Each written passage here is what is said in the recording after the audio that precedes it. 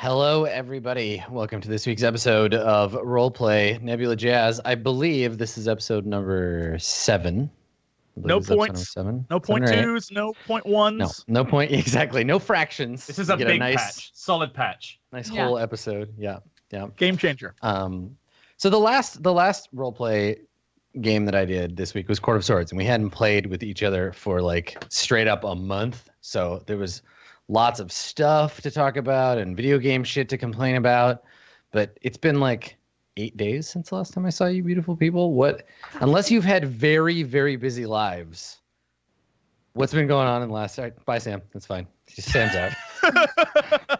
Sam's just like, fuck this. I'm out. Well, all right. I need to go. Okay. Yep. That's cool. I completely reorganized my office. I know you're all orthogonal now. Look at you. Yeah.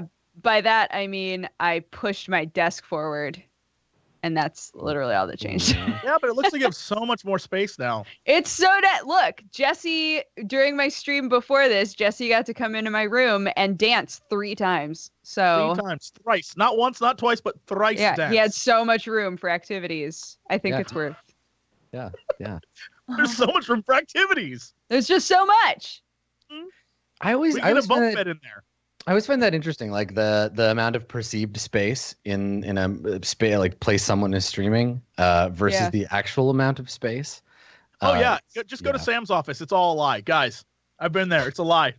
Sam's office is a lie. Don't let him fool you. His office is a lie. Dude, my office is actually huge. So. It really is. It's massive. But it looks like it's small. All right, you ready? Don't do it, Sam. Don't give up the illusion. Don't be alarmed by what you see. Don't do it. No. Here's me in the corner. Okay. And then here's me in the spotlight. Yeah, let's all sing REM. Here we go. Don't do it, Sam. What? The name of God. Everywhere. A beanbag that I sleep on. It's all lies. Oh boy. Lies. Wow. Ruined. I will say that my space actually is pretty large, but I have another PC set up behind me, so for my crafting. But it my last setup at my other place, it was a lie. It was like the most cramped space I've ever had in my life. So yeah, that's the thing. All of your favorite content creators just creating content for you. Literally, I have 25% of this room is perfect, and the other 75% is just a fucking scene out of Hoarders, the TV show. Yeah, when Sam's mom came to visit, we were like, we have to get rid of some of these boxes because they're just like boxes that, fucking Artorias came in and shit. And they're so big that we're like, we don't want to take them down. All this stuff. It's like the boxes are all there. So that's actually, that leads to a question that I'm interested in knowing your answer to. So especially Dodger, who has a ton of like weeb trash lying about.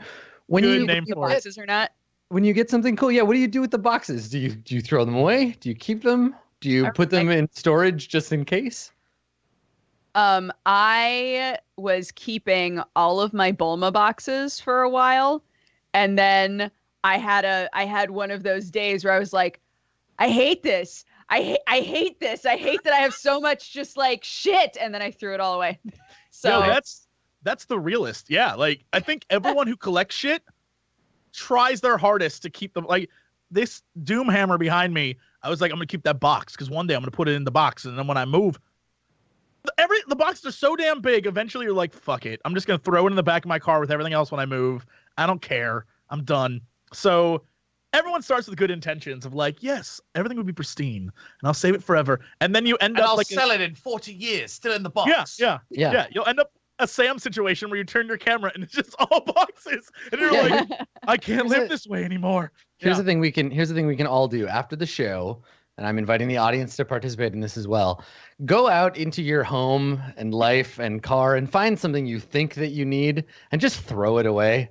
It could be an anime character box. It could be a shirt you haven't worn. It could be a relationship you're not interested anymore. Just be a child that you just roasted. Trash it. Yeah, a pet, a child. Yes, good. I actually whatever you want. Your hair. I moved into an apartment that was 700 square feet, and it was a 1-bedroom. It was I called it my hobbit hole because it was so small. And I went from a 4-bedroom house to a 1-bedroom apartment, and over the course of 1 year, I just kept going through and finding stuff I didn't need. And by the end of it, I had gotten rid of like 15 bags of stuff and like 6 boxes. And just gave it all to Goodwill. And that wasn't even including any trash. And I was just like, and now I'm in a bigger apartment and I don't have enough stuff. Look, my apartment right now is straight up about as close to an art museum as the walls covered with stuff. There's literally like a couch and a table, and that's straight up it in the living room. I'm like, what do I need? What do I need here? Like, there comes a time where like, I got too much shit. A bunch of framed Life is Strange fan art is not art gallery material. I'm sorry. Dude, first off, you're sorely wrong in that regard, my friend. He's right. He's right. No, maybe in Canada that shit would be worth, $5. That's my plan. One day I'm going north. I'm going to the Great White North. I'm gonna go to like Toronto or somewhere with your collection. With my collection of Life is Strange erotica, and I will just watch out. Watch out! Oh my god! It'll be like a traveling exhibition. It'll be amazing. Pop up gallery. Look, I've been to modern art museums. I love those things. I was in the Broad. I don't know if that's art, then shit. I got art. Let me tell you. I don't. Well, that's the beautiful thing about art is that really nothing is art. So everything is. You're fine. Oh, that's super true. That's super true. Don't go to Toronto though. Toronto sucks. What? Damn, ice cold. Don't do it. Toronto. I'll go to Vancouver. Whatever. Or Toronto. Yeah. Well, aside from accumulating garbage, what else has everybody been up to? Pokket, what are you doing? You don't have enough trash in your life. I streamed a lot of PlayerUnknown. I was supposed to stream Bloodborne, and I streamed PlayerUnknown because I saw an awesome clip of you flipping a Jeep several dozen times. That was really funny.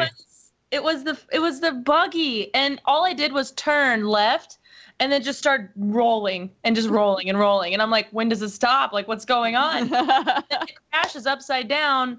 And my friend's like, it's okay. We wanted this Jeep anyway. And we just run to this Jeep that we landed right next to. It was so bad. My favorite part is just watching the clip, it's a game where people are trying to kill you because it flips. And then you get out and then you hide behind one side of it and look to make sure no one saw that happen. You're like, all right, I'm good. Move on. It's like such a gamer move. Like, hold on. You all right? We good. Pretty much. Yep. Have you won yet? Have you won any matches yet? I've won quite a few times, and nice. the best thing about that game is when you're, in my opinion, when you're in the top 30, because the game suddenly gets like you're paranoid about everything. Everything. Even if you're right next to the wall that can kill you, you're still paranoid someone's gonna, run through there and kill you. And so you're just like in this constant state, but it's so fun to get down and just kill like the last 2 remaining teams or something, or die. Do you usually play like duos, or do you play by yourself, or mix it up? I prefer squads and duos, but I think I want to try solos. Try doing I think solo is really fun. Yeah. But you're just in a constant state of fear there. I don't think so. No, I think like it's the same sort of a thing where at around like 30 people left, that's when you start really taking it seriously. But before that, it's just like, I'm going to go from house to house and get better clothes and like get cooler guns and just hang and experience nature. And if somebody shoots me, oh, well, I can start a new game immediately. So it's fine. But yeah, if you get down to like 30 people, then you're like, all right, time to fucking kill some bitches. Shit's real. Yeah. The scariest part is when you're in the top 30 and you're like, I couldn't find anything. I got level 1 armor. I got a shotgun and a pistol. Let's go in. And then you hear someone in the distance with a silenced op. And you're like, well, I'm dead. Okay. So, yeah. It's a really fun game. And I've had trouble stopping playing it. But I got it. I got to try Bloodborne. I got to do it, man. Yeah, dude. Oh, yeah, you haven't started it yet? No, I haven't started it. I didn't know it was on PlayStation. I thought it was on Steam. So I was like, you're still smarter than Max. That's fine. Yeah, that was one of the first PS4 games that I played when I got my new PS4, and I hadn't played it at all. I played the Dark Souls games a bunch, and I played it, and I'm just like, it's too good. It's too good to live. It's a really fun game. I think you're gonna like it. I can't wait. I love Dark Souls 3, and I'd never played a game like that until this year, so I can't wait. When are you starting it? I swear, I'm gonna get my PlayStation hooked up. I'm gonna start gaming, I promise. Uh-huh. So, Okay. yeah. So summer sometime maybe. Yeah, in the next month or so. That's cool. That's cool. Yeah. Sam, what have you been playing? I saw some Grand Theft Auto. Yeah, I've been playing on a modded GTA 5 roleplay server, which has been pretty fucking hilarious. I was gonna say that sounds like a shit show. Yeah, It is. most of the cops are like actual retired cops as well, so they just destroy you. They just tear you to pieces. It's pretty hilarious. Like actual cops, yeah. So I've been literally, I think I spend like maybe 50% of my playtime in prison doing time, and then get out and then just get caught again doing something else. But that's been pretty fun. I've been I played a bit of Domina, which is Yeah. really That cool. game is so good. That game's so fun. Yeah. Yeah, it's like a gladiator sim game where you own a ludus and all your viewers are your gladiators and they're expendable. It's pretty hilarious too. So How many Russell Crowe like quotes per session of that game do you think happen just on average? Do you do a lot of asking people if they're entertained or? Okay, never mind. A lot of that. Definitely a thing.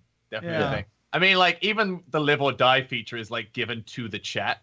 Oh, that's right. Yeah. Yeah. That was pretty fun. Whenever one of the gladiators asks to be freed, I make them compose a statement and post it to the entire chat as to why the chat thinks they should be set free, and they have to Awesome. actually have. And That's then we so have like a cool. live trial system where everyone decides.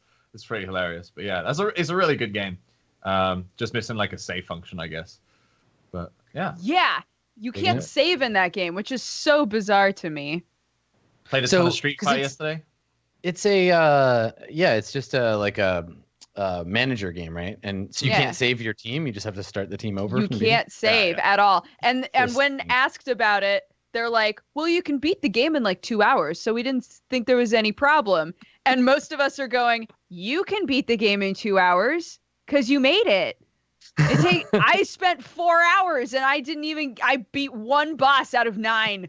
Like, are you kidding me? Whoa. What? Really? Yeah, I'm bad at it, but it's fun. But I'm bad at it. Like, think about me. Think about the me's of the world. We Yeah. need to be able to save. No one ever does. You're absolutely right. No one ever thinks about the yous of the world. What about Think me? about the me's. Yeah. You're right. You're right. Yeah. Interesting. So, do you figure they're gonna bend on that, or is it just like, no, it's too bad, Dodger? I think that they'll eventually add in a save feature. I think they're getting too much shit for it to not do that. But the music in that game is top notch, I do have to say. Mm-hmm. Nice. That's exciting. Yeah, I think I'll probably try that out. It looks like a pretty cool game. Once I'm Adam! done Sorry. playing Persona. Rock and roll. What? What? Adam! You're so excited. What's going on? Did you start Persona 5 yet? Yeah. I Yeah. did. What was that did. sigh about? It's hard to start a thing that you love and know that you will never be allowed to finish it. Thank you. That was my weekend so far. Is starting it and knowing that I had a bunch of shit to do today, and I'm like, Every time I go to play it, I feel both a sense of drastic elation and excitement, and also the terrible realization that I'm not going to get to finish that game. Where I'm like, cool, yeah, I can finish it off stream. I have 80 hours of off stream video game time to. Oh God. So yeah, I mean, like I'm just gonna keep playing until I hit the wall, and then I'm probably just gonna like go off stream and cry a little because it's not gonna happen. Yeah, we talked a little bit about it before Court of Swords. The game, it wouldn't be so bad if it wasn't so much fun. Like it's such a good game. Like, It's so good.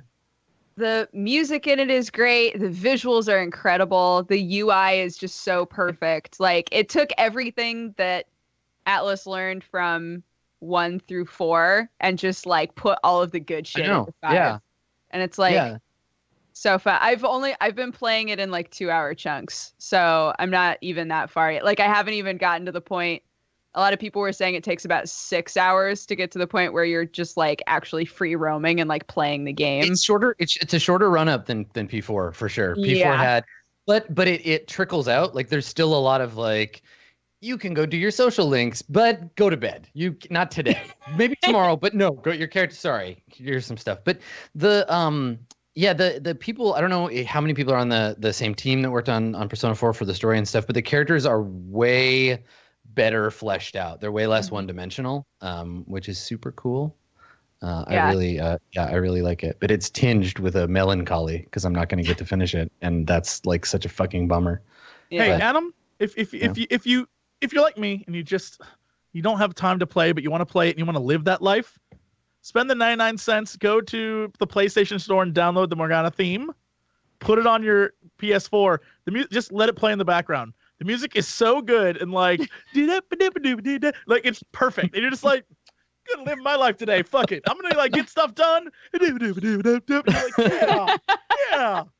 And it's like you're right in it. It's like you're in the game.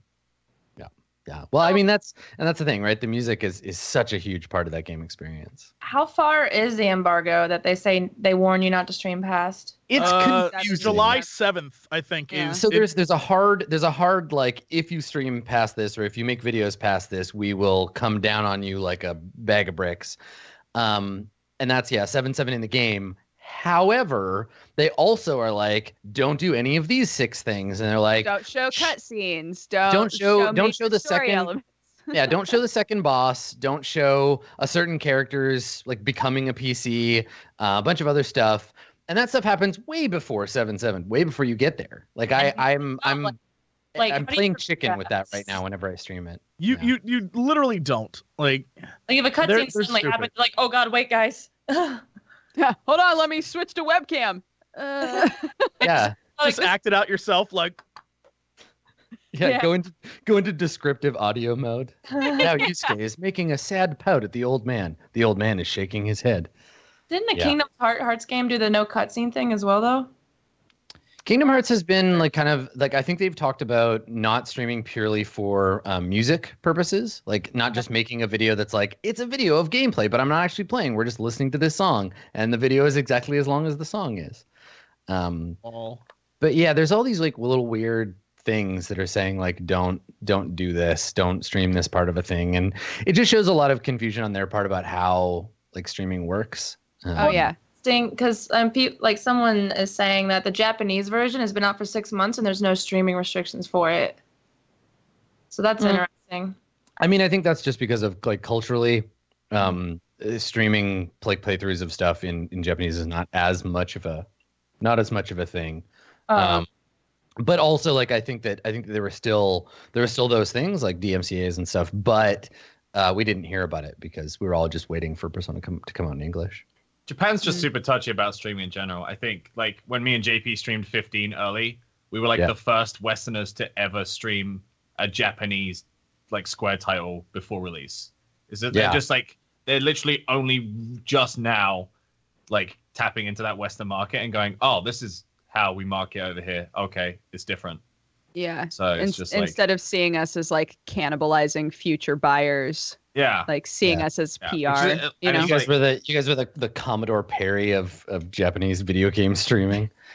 I mean, it's one of those things where like they're trying to catch up, and like with Square, like Square's been pretty good about it, especially since then. But yeah, I think it's a combination of not really understanding how it works, and that it's easier for a company to just be like, no, don't do it.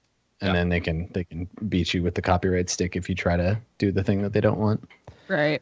Yeah, it's a shame. And especially, and I mentioned this at Court of Swords, it's super ironic that like the main theme of the game is like questioning authority and rebellion. Yeah, and, like, right. Doing what you think is right and being yourself and like expressing yourself and like whatever and talking about what you think of stuff and it's like, yeah, but not this game though. Don't do that. It'd be like if the fucking Communist Manifesto had a page that was like, please do not photocopy this Communist Manifesto and give it to anybody. Like buy it at a store. Like, yeah. Don't read it out loud. It might spoil. Someone might get spoilers. Exactly. Yeah. Exactly. Spoiler warning. There's a specter haunting Europe. Yeah, it's a bummer. It's a huge, like they like Marxist humor there, Dodger. Good. Yeah, it was good. That was a good one. Yeah, it's a bummer. But again, like if Persona 5 were bad, I'd be like, whatever, fine, fuck it. But I want to play it, and I want to share playing it so bad. But I feel that. My problem is I just like you guys said, I can't play games off stream. I just don't have time at all. yeah, ain't nobody got time for that shit. No. Yeah. I'm so fucking excited for Dauntless, by the way. Just Yeah? been keeping my eyes on that one. So it's all we can do, right? Find other things and just get excited about those. Be like, well, right? I guess I have Persona right here, still fucking boxed with the plastic on it. I don't even want to go down that rabbit hole. Right. Well, and that's the thing. Like, what about in a year or whatever, 2 years from now, when they're like, you know what? Never mind. Like, am I going to go back and play it? I guess. I mean, I don't know. I want to go back and play it if they said, never mind, you can play it on stream. Like during one of those gaming lulls where there's not a lot of big releases, I'd do it. So. Yeah, I feel that. So yeah, we'll see. It's a thing that a lot of folks are playing chicken with, and a lot of people are saying, well, there's lots of people streaming past that date that are just ignoring the thing that Atlas said, and nothing's happening to them, and it's like, well, cool, but like I'm not going to run out into a minefield just because a couple other people did and haven't blown up yet. Yeah, exactly. Cool, yeah, one of these. Awesome. Well, they made that choice, and I'm gonna make my choice, and we'll all move on with our lives. But yeah, it's like the scene in fucking Indiana Jones where you have to choose the Grail. Like, yeah, cool. One of these is gonna grant me eternal life. The rest of them will kill me instantly. So I'm gonna just back out of the room slowly. You can keep your Grail. I'm good. gonna go back through that room Don't with the need it. blades. You Yeah, guys have exactly. fun? The whole penitent man thing. We're good. Yeah, I'm gonna go across that bridge that wasn't there. You guys have a good one. Bye, Indy. I got stuff to do. Yeah, I'm with you. Exactly. I'm with you. We'd be back. We'd be like, all right, have fun, guys. Eternal life, you do that. I'm gonna go, back through that room with letters on the floor. You guys have a good day. Sorry, Sean Connery. You're on your own. Be out. Let's go back and hang out in Marrakesh. Yeah. So that's a thing. But you know what? We can't get copyright notices for role-playing games because we could just make that shit up. So Jesse, I hope you're ready to share with us the deep and powerful culture of your people. It's all up here, yo. I'm ready. I have all kinds of lizard questions for you today. Great. I have all kind of lizard answers. Good. So we finished a sort of sub arc, and we're sort of moving on to the next thing, which is going to be Quinn's homeworld. And I imagine that this episode begins with the usual stuff, the Nebula Jazz intro or whatever, and we get the theme music playing and the credits and everything, and the Nebula Jazz logo, and then in its place there's like a graphic on a black screen that's like an obvious ripoff of like the History Channel, but instead of an H it's like an alien letter and has some like alien writing underneath.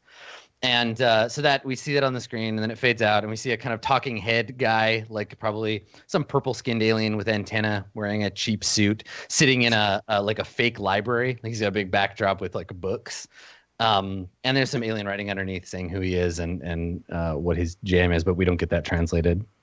And he's saying something like welcome back to our 3-part series, The Scales of Justice, the rise and fall of the Slyn Empire.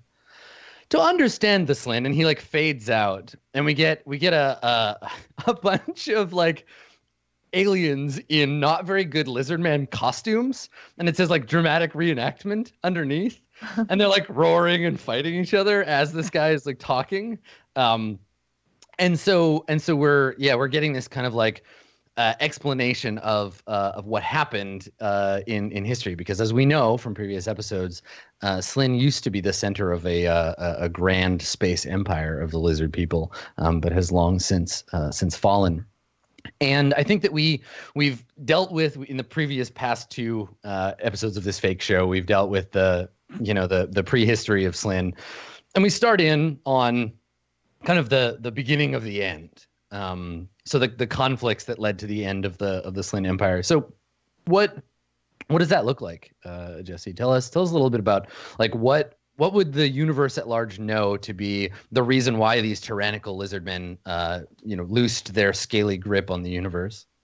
So it all comes down to the fact that at the height of its empire, this massive spanning lizard man empire, the biggest problem, similar to all empires, is that culturally they were very corrupt. In that, from its, while you're doing this thing, there we're seeing evidence of like the grand decadence of the Lizardman Empire. So it's like a Roman bath full of wine, and there's all these like kind of corpulent lizard people, and they're like feeding each other grapes, and so there's like slave races dancing and playing the lyre and stuff, and it's all again like really bad rubber costumes. Absolutely, yeah, and it all stems from the fact that in the past, lizard men and lizard women were, and there are all sorts of varieties. There's big bulky ones, there's little tiny ones, and there's some that have like the whatever that thing is from Jurassic Park, and there's snake people, right? There's all sorts of, if you're a reptile, you are part of the lizard people. Yes, part of glorious reptilium. Yeah, spanning from edge to edge. Yeah, okay, all right. So there's lots of different kinds of lizardmen. Most people don't know this. Many types, yes. And this empire was huge and vast, but at its core, it was very corrupt. Even though Slyn itself has these 12 ruling people that rule over the entire empire, every planet had its own head and its own group of people that ruled over that as well. And they were just full of themselves because for centuries no one had dared to take them on, and they were the strongest, meanest brutes around. Yeah, and they were lied. So during this part, we see a war-torn planet that has been overtaken by the lizardmen, by the people of the Slyn Empire, and we see again the rubber-suited sort of Gorn-looking dudes prodding some sad-looking aliens with big teary eyes, getting like prodded into a slave ship, and they're all in chains. Oh, no. Yeah, and there's like sad violin music playing. It's very, very tragic. And so at its height, they very much like every other empire that's fallen, militarily they relied pretty much on their just fact that they could like punch stuff to death. And even though they had space cruisers and like awesome weapons and shit, really at its core they were just like pretty behind the times. And so as time went on, other races and species evolved and started to challenge their rule. And one of them, of course, was the robot people that we met last time. And as time went on, their empire slowly started to crumble on the edges. But the people in the center didn't give a crap because they were fine. And so they were just like, handle it, whatever, it'll be okay. Yeah, and we get a nice dramatic 3D like CGI map of the galaxy, and there's this sort of ominous like red cloud that represents the Empire, and then we see the sort of bright blue of freedom as the Alexatronian led kind of rebellion against the lizard people kind of like spear points its way towards the center of the Empire. There's a bunch of like dramatic shots of, again, people in kind of like corny robot costumes. They look like Cylons from the Battlestar Galactica, the original. So these like robot men I have a question. Fighting with lasers. Yeah. Did the Alexatronians throw the lizard men's tea in the harbor? Because this feels awful familiar. No, there was no tea in the lizard men. Don't drink, please. This whole transpiring, history of events just feels, it really hits home, for me. So I was just wondering. I'm so sorry. No, it wasn't tea. It wasn't tea. It was nectar. It was space nectar. It was space nectar. It was space nectar, and they threw that in the heart. No, they threw it into a black hole. In a black hole. In a black hole. Yeah. Exactly. Harbor One, the black hole. Harbor One black hole. Yes, a very famous moment in our history. All right. Yeah. Thank you. It's very close to the planet. Yeah. Thanks. And so all these other species and civilizations started to push into the borders, and eventually what happened was that the lizard men are very much known for their overly emotional reaction to things. They simply get very heated very quickly and they lose control. And so rather than strategically think about how to battle this threat, they would just like fight in order to fight. And even if it was like, maybe we should run, it was like, nah. So millions of lizard men died trying to battle. It was an unwinnable fight. And as time went on, the Empire started to shrink and shrink and shrink. And it wasn't until the rise of Fuck.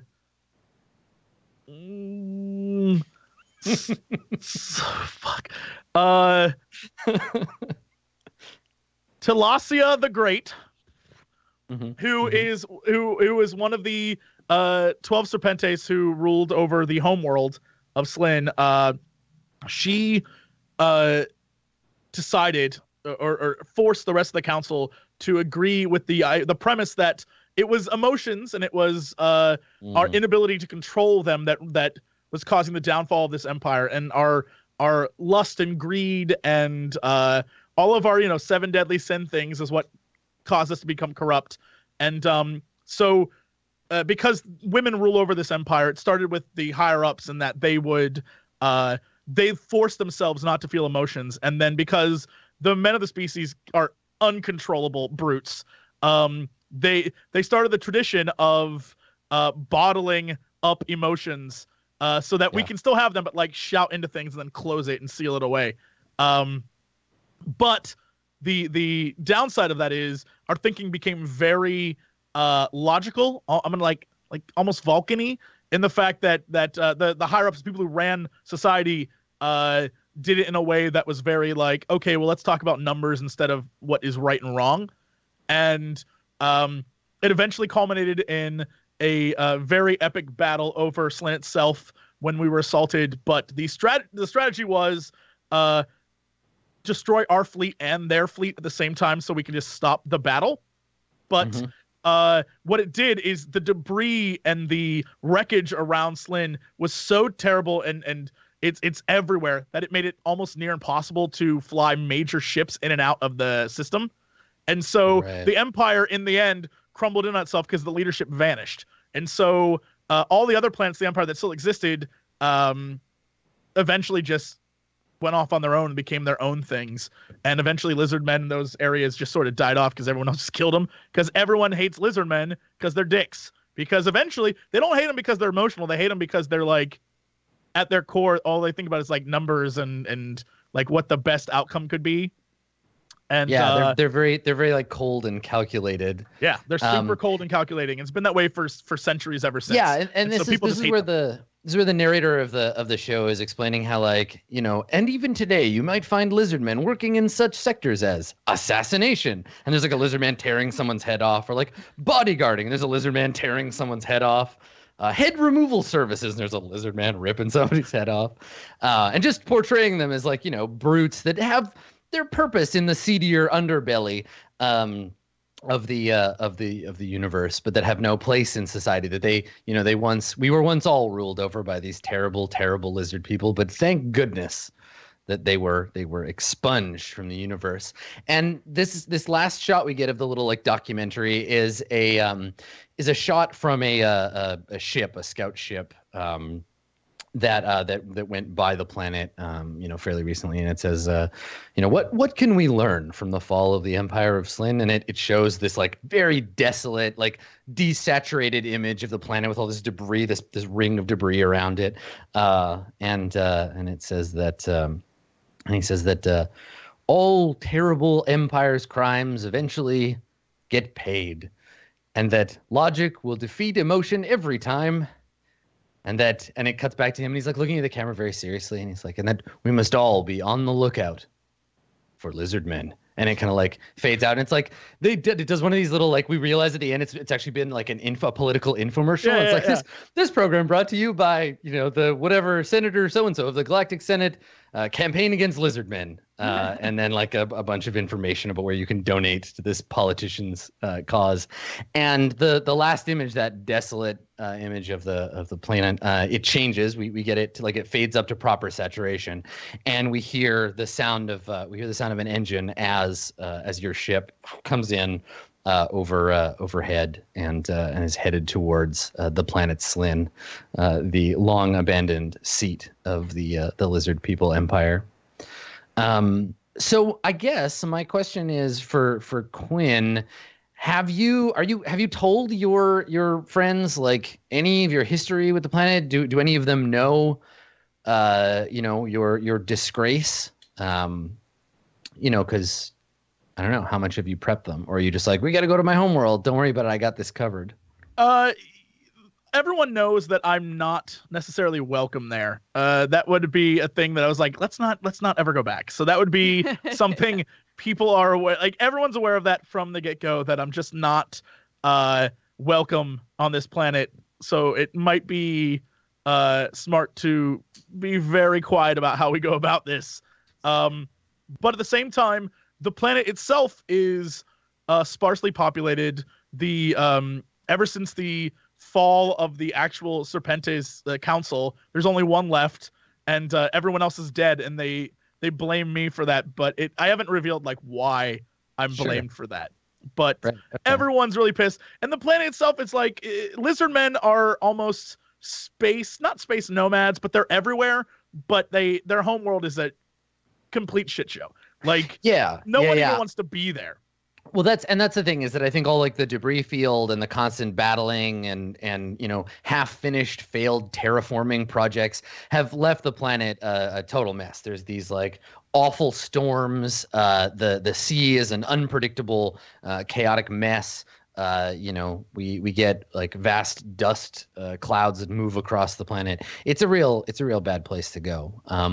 Eugene, what's the like worst like rumor you've heard about this planet? What's the thing that like has kept you away from it? Oh man.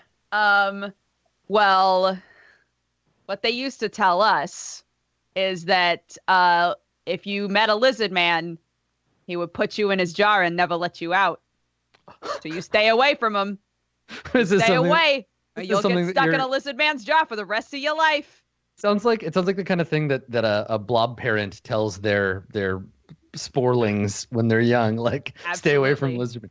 Right. So somewhere you envision on this planet, there's like a bunch of captive slime devils like in jars that have been stolen away by when Quinn and I first met each other, I was a little weird. I got a little weird with him, and now we're buddies, but for a while there I didn't want to go in his room. Like, what if there was a slime just like stuck in one of those jars and I found him like a serial killer,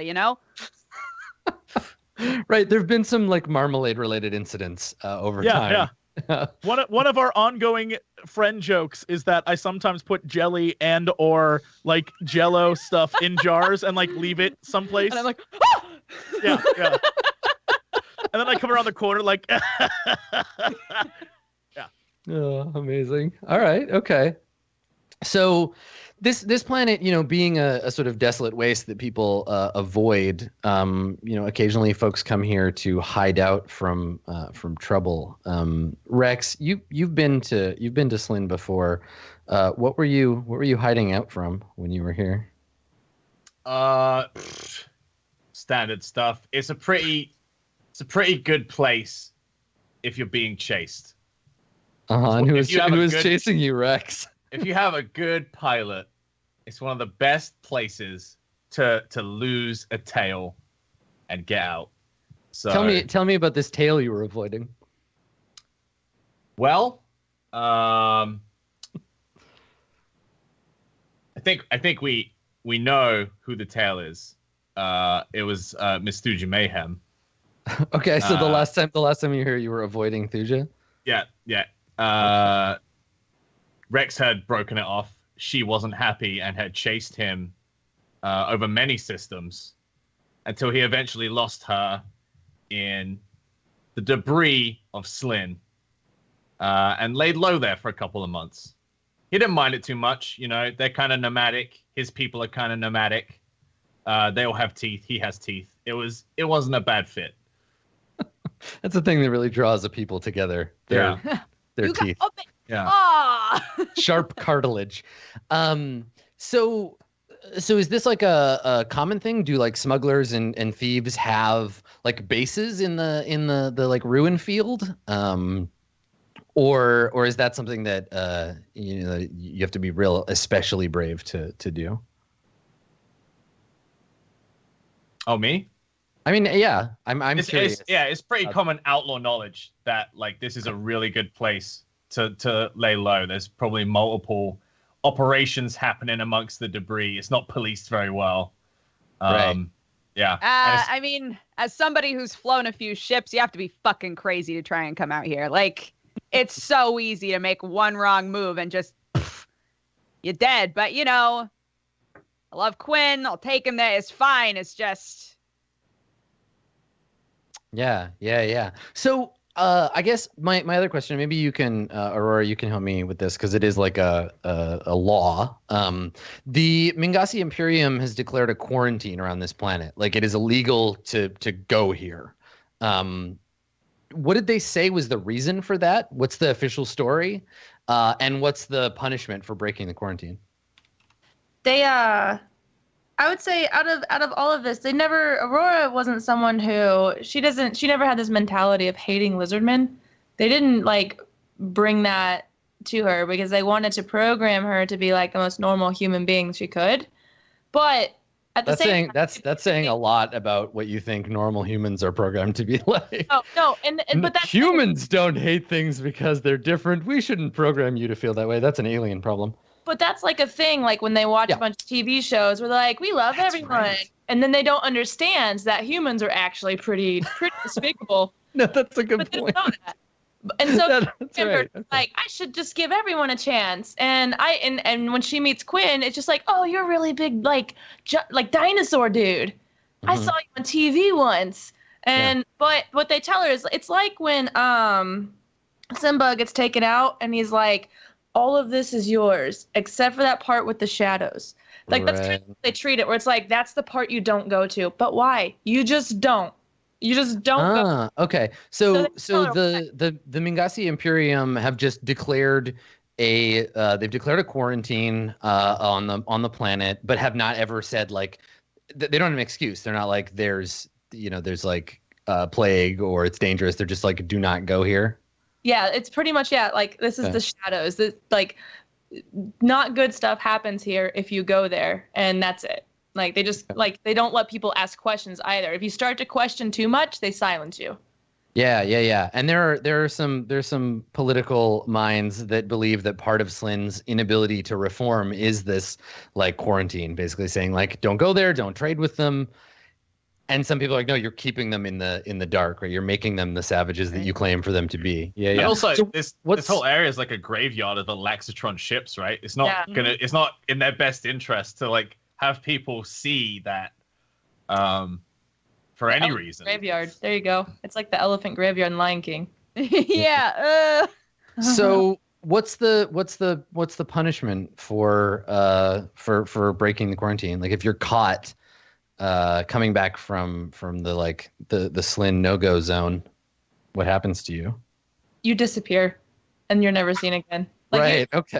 Like Aurora doesn't know. She just knows that the people who have gone there or have said, I'm going there, they just disappear and you never see them again. Usually, I mean, that's because it's dangerous. And if you go there, of course, you're not going to come back because you got yourself into this problem. And that's what they tell you. Told you shouldn't go there. It's really dangerous and you just shouldn't go there. And then they're just gone. But what they don't tell you is behind the scenes, like they're the ones capturing you and getting information out of you and then just straight up killing you so you can't tell anyone.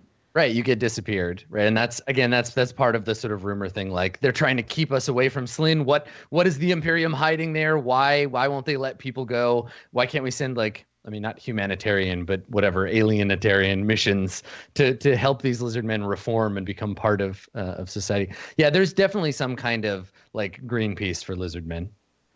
Yeah, that are like, no, we have to go and like learn about them. They're not the savages you claim them to be. Yeah.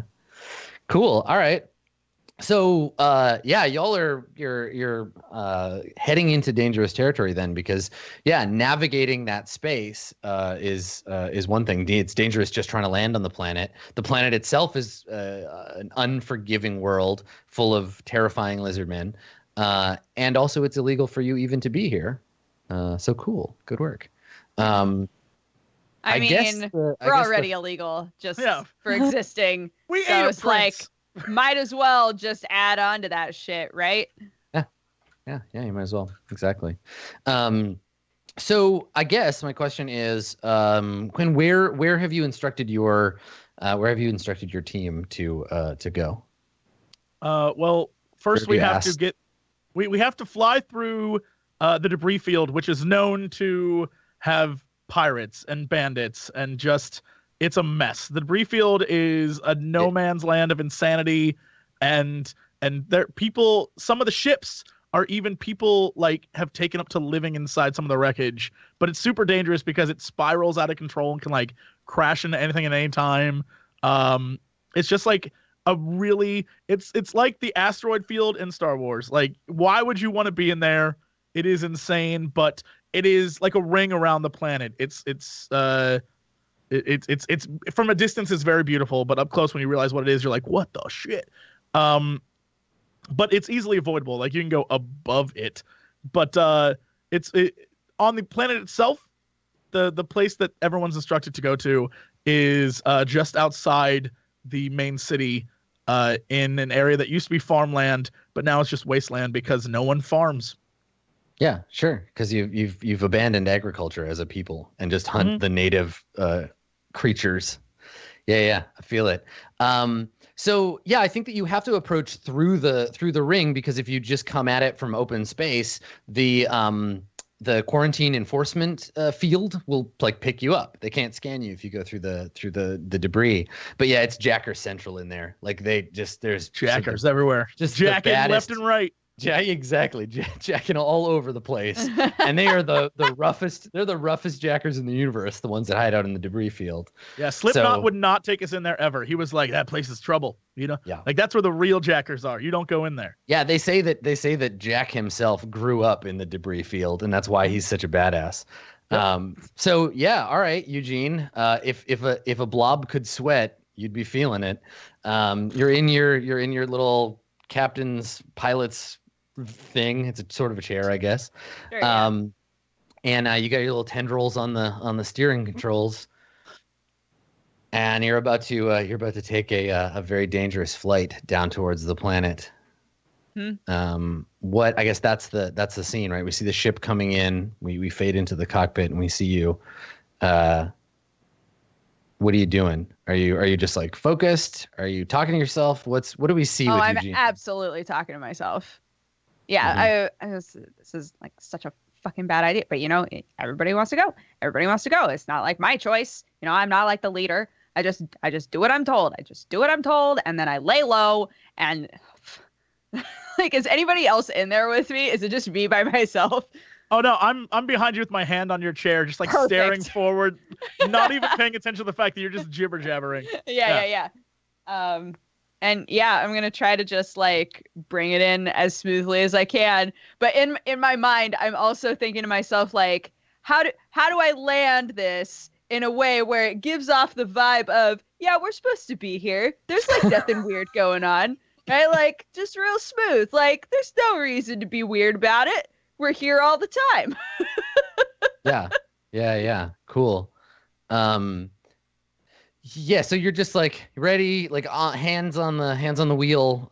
Quinn's standing stoically behind you as you dip into the field.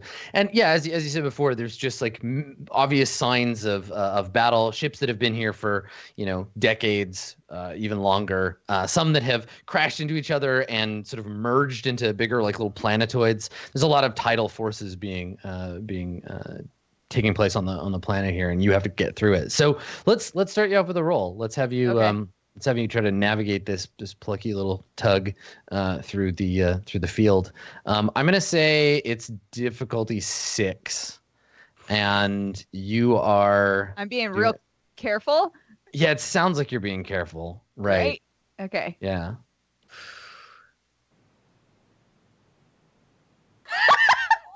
Oh dear. All right. Can I help with that? I would like to re-roll. Yeah, you want to spend a fate point? Okay, so yes, what are you? Spend a fate point and re-roll. What are you going to invoke? What? Oh, that's right. I have to invoke a thing. Yeah, you're gonna invoke one of your. Yeah. I'm gonna say that, like, when I first came in there, I was trying to seem really confident, but then as I realized just how dense all of the debris is, I eased up a little bit. You know what? We don't have to go quite so fast. Less is more. Just, just like chill out just a bit. Don't get everybody killed, maybe. Okay. All right. Okay. So you realize that, yeah, maybe you don't have to go in quite so hard. And then not okay. So I rolled a 3. Got a 3. Okay. Fuck.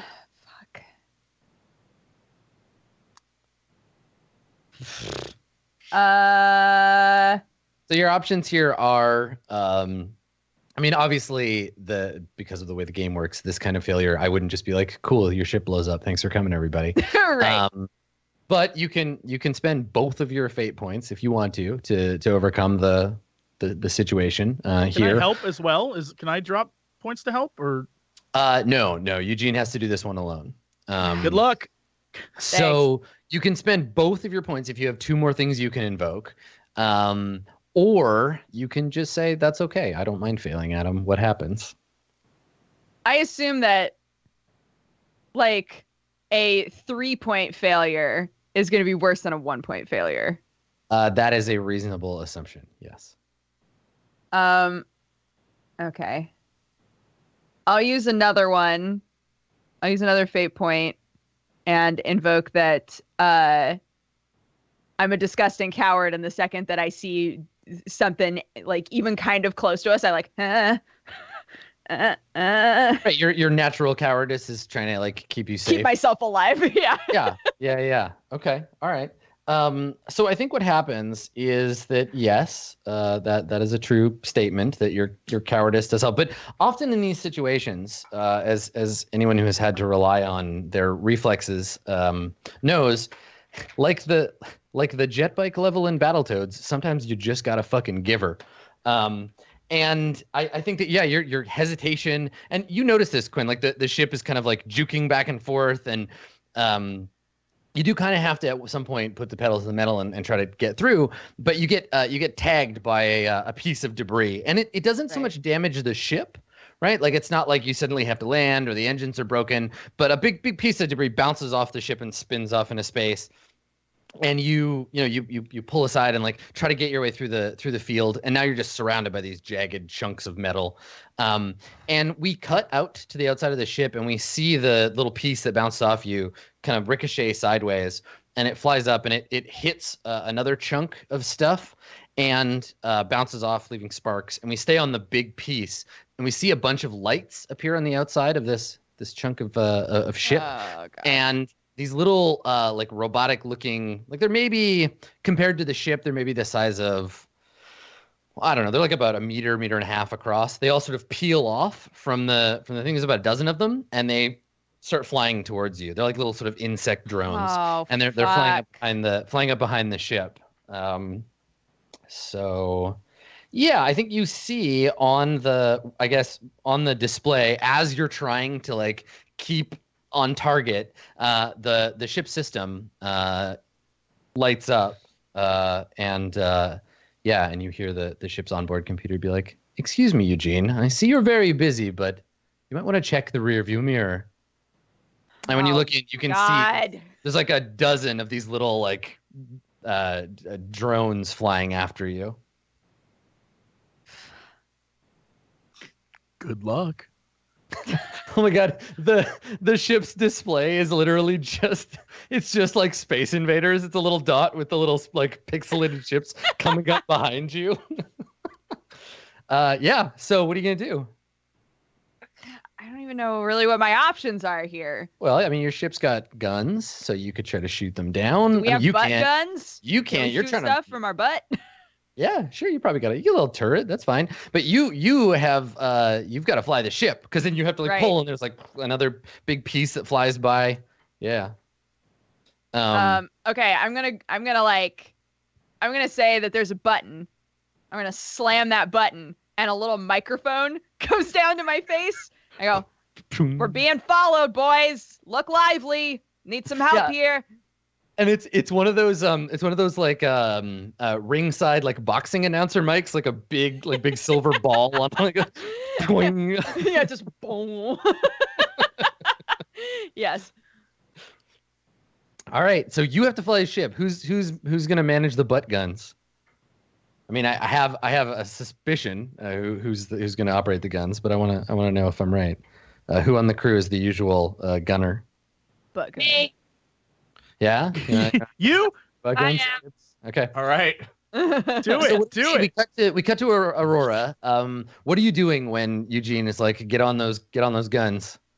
I'm playing fetch with Sparky in my room. just like chilling, not even worried. No, I don't even know what's going on right now. And she's like, get on them guns. And I'm like, all right. And I just start running. Like I drop the whatever it is, like the piece of like metal. I drop it. Sparky grabs it and then chases after me. So then I run to the guns and sit in it. And I very carefully put on my seatbelt, take my time. And then I'm like, all right, pretty sure I played a video game like this. That's right. Yeah. So you get in front of the thing, and yeah, I think that the whole display, right? You get into the gun. The whole display is in that same kind of like neon 8-bit. There's a little like score indicator and a green and black grid that kind of pops up, and you see these ships, these little tiny like ships flying towards you. And so what we're gonna do is during this like evasion sequence, the ship itself is basically a character. So the ship is gonna have stress boxes and consequence slots the same way that a person would, and it's gonna have its own little character sheet with a couple of aspects that I'll put up on there. But before we get into that, I think maybe the last thing we see is you sitting down in the seat, the overlay appearing, and you getting ready to start shooting. And then we'll cut to break here, and we'll play out our last Starfighter fantasies when we get back. All right, cool. Stick around. We got lots more RollPlay Nebula jazz when we come back.